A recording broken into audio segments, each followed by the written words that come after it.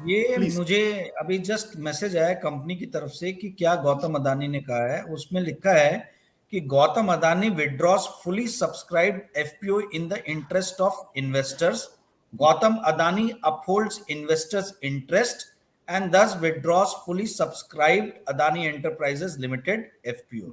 अब मुझे ये नहीं समझ में आ रहा कि आप 40% टोटल मार्केट कैप जो है वो आपके ग्रुप का उड़ गया है, वैनिश।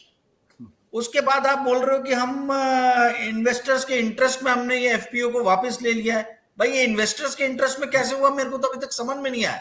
ये भी एक क्वेश्चन ऐड होगा कि आप अभी तक गलत की मतलब आप जो है आपकी नींव अगर गलत इस पे रखी जाएगी तो वो कहां तक उस चीज को मजबूती देगी। अब आप बोल रहे हो कि हम इन्वेस्टर्स के इंटरेस्ट में हमने विड्रॉ किया है। इन्वेस्टर्स का इंटरेस्ट कैसे हुआ? 40% मार्केट कैप उड़ गया है 19,20,000 करोड़ से या 11.8 लाख करोड़ पे आ गया है। तो इन्वेस्टर का इंटरेस्ट कहां पे है इसमें? ये समझ में नहीं आ रहा। और सेबी की बात उठाई, ये बहुत एक उम्दा बात है। देखिए 1.5 साल से हिंडनबर्ग ने इसमें ये लगाया है कि इल्जाम कि 1.5 साल से इसमें ये हो रहा है, क्या बोलते हैं, इन्वेस्टिगेशन हो रहा है। अभी मुझे समझ में नहीं आता कि सेबी इस देश के लोगों के प्रति उत्तरदायित्व है कि नहीं है। आप कभी भी देखेंगे सेबी को कोई भी क्वेश्चन दे दो, कोई आंसर कभी नहीं आता है। वो पता नहीं अंदर ही अंदर कुछ खोजते रहते हैं। भाई आपकी सैलरी तो टैक्स पेयर पे कर रहे हैं, तो आप इस देश के टैक्स पेयर्स के लिए उत्तरदायी हो कि नहीं हो? उनको कितने भी ईमेल लिख के भेज दो आप, कभी कोई ईमेल के ऊपर में जवाब नहीं आता। उनके जो स्पोक पर्सन है हरिहरन जी, उनके घर में या तो कोई मर जाता है या वो खुद बीमार हो जाते हैं या कहीं कुछ हो जाता है। मैंने इस चीज की कंप्लेंट सेबी चीफ को भी की कि ये कभी भी ये कोई क्वेश्चन के आंसर देते नहीं है, और ये मेरे नहीं कोई भी रिपोर्टर के नहीं देते, बट स्टिल वही चीज चल रही है। अब ये सवाल उठने चाहिए सेबी से कि भाई सेबी के अधिकारी लोग किस चीज की तनख्वाह ले रहे हैं, कौन सी इन्वेस्टिगेशन करते हैं, ये किस तरीके की इन्वेस्टिगेशन करते हैं कि पत्रकार उनको क्वेश्चन भेजते हैं और वो पत्रकारों की कभी रिप्लाई नहीं देते। मेरे पास में मैसेजेस है उनके कि भाई मेरे घर में ये बीमार हो गया है, मैं 2 महीने से ऑफिस नहीं जा रहा हूं, मैं एक महीने से बेड पे बीमार पड़ा हूं। इस तरीके से तो रिप्लाई भेजते हैं ये लोग। ठीक है। तो अब मुझे समझ में नहीं आ रहा कि आप किस चीज को छुपाते हो। और सेबी कैश रिच कंपनी है। आप ये समझिए 5,000 करोड़ का बैंक बैलेंस है सेबी के बैंक में अकाउंट में, एफडी है 5,000 करोड़ का। तो भाई आप एक पैसा उगाने वाली संस्था हो कि आप रेगुलेटरी एजेंसी हो? आप रेगुलेशन के नाम पे आप जनता जनार्दन जिसके लिए आप उत्तरदायित्व हो, आपको जवाब ही नहीं देते हो। हमारे जैसे मार्केट रिपोर्टर जो उनके लिए रिपोर्टिंग करना इतना कठिन हो गया है क्योंकि सेबी जो है रिस्पॉन्स नहीं देता है। राजीव, आप भी जानते सेबी क्यों रिस्पॉन्स नहीं दे रहा है, या आप अच्छी तरीके से जानते हैं, मुझे उसका इलाबोरेट करने की जरूरत नहीं। साहब मैं जनरलाइज बता रहा हूं कि उनका ये नहीं, कोई भी केस के अंदर में आप उनको क्वेश्चनियर भेजो, आपको रिप्लाई सेबी से आएगा नहीं। ये बोलते हैं कि भाई हम अकाउंटेबल ही नहीं है जर्नलिस्ट और लोगों के प्रति। चलिए उस पे फिर कभी चर्चा कर। हरजिंदर जी, ये जो पूरा जो मैं आशुतोष एक चीज बीच में जोड़ दूं इससे पहले कि आप सवाल आगे बढ़ाएं। ये देखिए, ये हम में से बहुत सारे लोगों को, क्योंकि हम लोग अडानी के जिस तरह से अडानी का मीटियोरिक राइज हुआ है उसको लेके हम लोग उस पर बहुत सारे सवाल हमारे मन में उठते रहे हैं। हिंडनबर्ग ने उन सवालों को बड़े सिलसिलेवार तरीके से पेश कर दिया। हालांकि अडानी का कहना है कि ये मैलिशियस एंड मेलाफाइड कंपाइलेशन है, तो उसका असर दिख रहा है, ये बात सही है। लेकिन जो बड़ी चिंता की बात है और जिस बात को लेकर हमें फिक्र होनी चाहिए वो ये है कि इसमें नुकसान आज की तारीख तक, यहां तक अडानी की जेब से कुछ नहीं गया है। उन्होंने ये शेयर जो 10 रुपए का इनका इशू किया था वो आज भी 2,000 रुपए का है।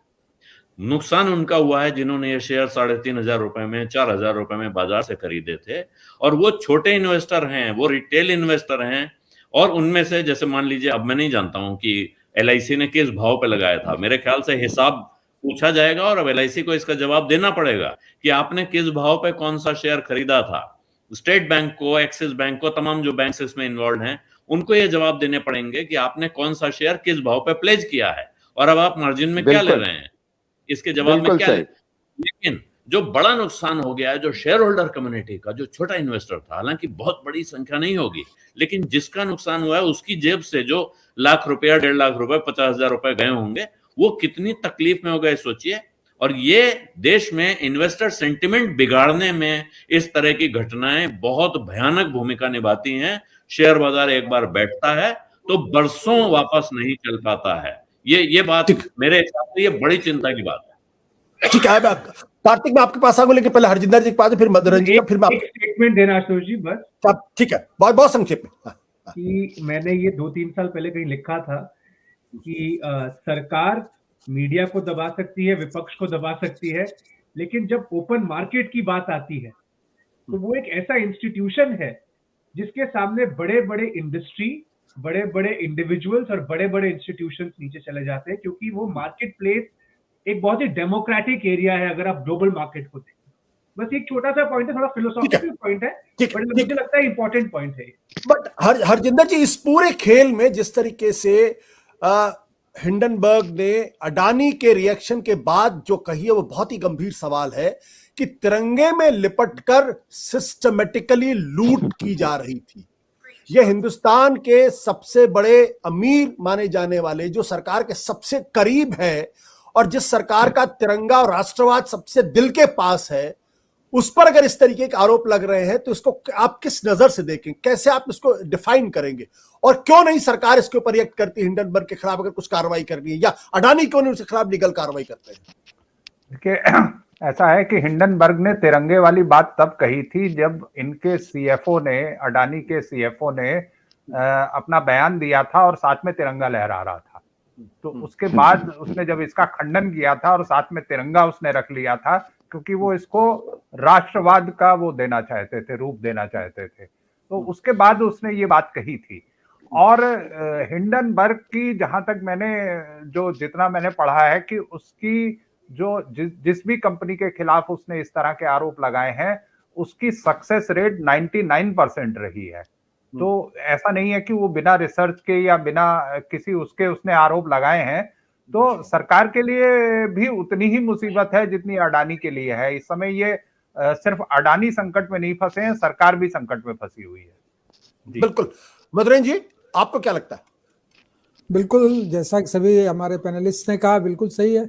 लेकिन मैं तो 2 साल पहले ही इस पर लिख चुका हूं कि बम्बई एयरपोर्ट जब अडानी ने खरीदा था तो इस पर लेकर के काफी हंगामा मचा, लेकिन अखबारों में कोई खास नहीं छपा कि रेड्डीज के यहाँ छापा क्यों पड़ा। ईडी और सीबीआई के जो छापे चलते हैं उस तरह का छापा क्यों पड़ा जब ये टेंडरिंग होने जा रही थी बम्बई एयरपोर्ट की।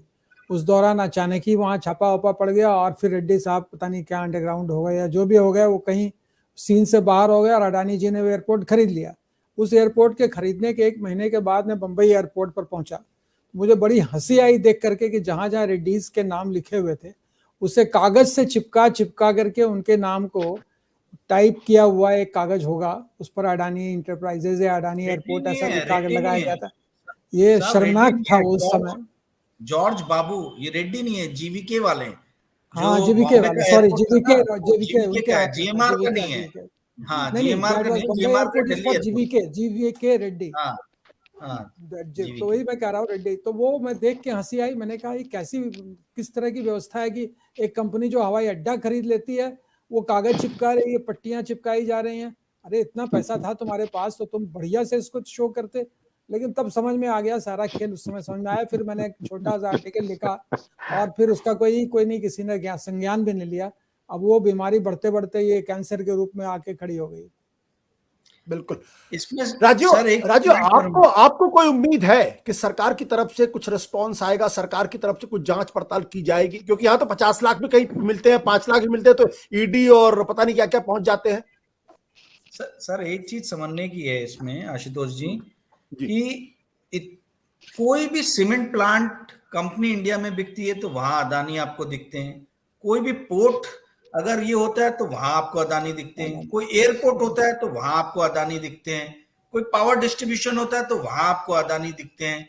यहां तक कि इतना बड़ा बॉम्बे में धारावी का रियल स्टेट का रीडेवलपमेंट का प्रोजेक्ट हुआ और बॉम्बे में इतनी बड़ी बड़ी रियल स्टेट कंपनीज हैं, एक भी रियल स्टेट कंपनी ने पार्टिसिपेट नहीं किया। वहां भी गुजरात से आके अडानी जी आ गए।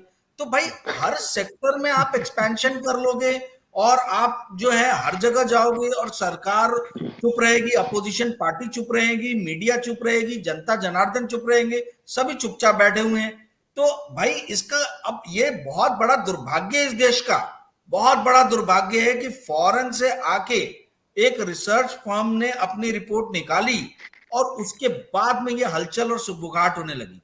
तो इतने दिनों से जो इतने सारे लोग बैठे थे, जो इंडिया के अंदर में गवर्नमेंट से लेके, अपोजिशन पार्टी से लेके, मीडिया से लेके, जनता जनार्दन तक, जो सब चुप बैठ, 1-1 लाख करोड़ की बड़ी बड़ी बैलेंस शीट वाली कंपनी जीवीके जो इन्होंने बात किया, वैसी कंपनीज के एसेट पूरे के पूरे अदानी के पास चले गए, है ना। अब उन्होंने लीगली लिया है वो बात अलग है, बट वो गए और सब देख रहे हैं कि भाई हर जगह अलग अलग जितने भी सेक्टर्स हैं वहां पे एक ही प्लेयर उभर के सामने आ रहा है। तो अब देखिए, पहले के जमाने जैसे सड़कों पे उतर के तो आंदोलन आज की डेट में होते नहीं है, लोगों की शक्ति बची नहीं है, किसी के पास शक्ति नहीं बची आंदोलन करने की, क्या अपोजिशन पार्टी, क्या जनता जनार्दन, क्या मीडिया। तो ये जो है, ये अब फॉरेन से आके एक कंपनी, एक रिसर्च फर्म आके इस तरीके की रिपोर्ट दे रही है, और उसके बाद जो है अब मे भी शायद अभी आंख खुल जाए और अभी इन्वेस्टिगेशन हो जाए तो बहुत अच्छी बात है, पर मेरे को इसकी उम्मीद कम ही दिख रही है। सत्य हिंदी का ऐप डाउनलोड करें गूगल प्ले स्टोर पर।